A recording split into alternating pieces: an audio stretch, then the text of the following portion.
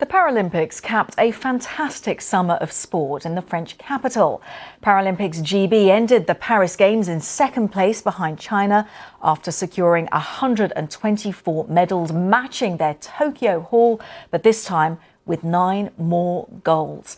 And one of those returning gold medalists is Dan Pembroke, victorious in the F13 javelin throw, an event in which he also holds the world record. Dan, congratulations. It's just absolutely wonderful to have you in the studio with the gold medal. There she is, shining gloriously.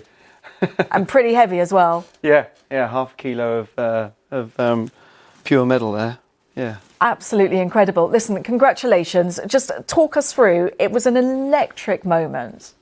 Yeah, I can't believe that I lit the stage up on a field event the way I did. You know, I had like 65,000 people in the arena there. Just like every single one of them wanted me to do well. And I got the crowd behind me on that fourth throw.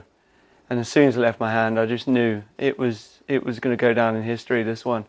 And it brings back tears to my eyes now, thinking about that now. Honestly, I'm welling up. Just help us to understand, for mere mortals like myself, the pressure you must be under in that moment. To be honest, I didn't feel any pressure at all, because, you know, the feeling of people, you know, urging me on to do well, like, it was just, it was almost like the superpower behind me. All those people, you know, gunning for me to do well.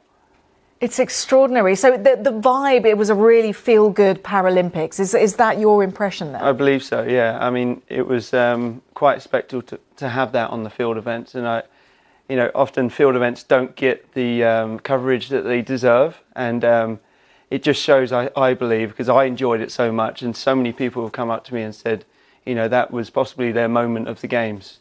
So, you know, what an honour that is. Wow, that's electrifying. So why do you feel that field events don't get that kind of recognition that you feel they should do? I think possibly, you know, they're a longer event, and you have to watch the drama unfold. You know, in my competition, for example, I threw the first world record on the third throw, and then Ali Perouge on his third throw attempt, you know, got a 3-metre personal best. And so I thought, right, the job is not done yet. So I had to really calm down. I spoke to my coach, John Trower, and he said, right, you need to think about your process goals, get the crowd behind you, and just go for it. And that's exactly what I did. And so, you know, there is some drama, you know, going on the field. And if it's not picked up on, it's just me throwing a throw. But there is actually a lot more drama behind the scenes. It's a performance, ultimately. Absolutely, yeah. And, you know, a lot of track athletes have said they wish that they could kind of get the crowd going as much as I did, because a lot of times track athletes, they run and they're off. I get 6 attempts to do that. So yeah. So in that sense, how do you do that? How do you get the guys behind you, the audience behind you? It wasn't a thing that I went into the competition wanting to do. I guess it was, for me, it was a natural thing. I saw my friends and family behind me, and you know, they were there just ecstatic, and I thought, you know what, just slowly get the crowd going, and got the clap going, and every single person was behind me in that stadium, and I felt at one with 65,000 people in the stadium from all nationalities. We're just going to say goodbye to our viewers around the world, and they're going to regret missing out on this little bit. So just keep talking. Just how do you build that element of drama then? Yeah, well, I think it unfolded the way it did, and it was magic on the field the way it happened. But yeah, we as throwers, we like to get a clap going. That's a slow clap leading into a faster clap, and then bang, it's out there. So yeah, it was definitely my superpower to get me to that world record.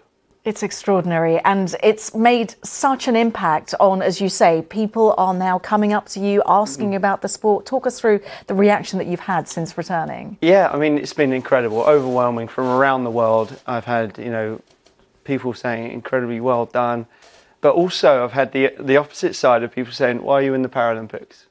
And there we go. So it poses the question, why am I in the Paralympics? And my impairment is an invisible disability. So I've been doing a lot of work with a local filmmaker near me, Kai Cummings, and we've actually replicated my eyesight on screen. And if you look on my Instagram, you'll see this, and it's quite a hard-hitting piece of film.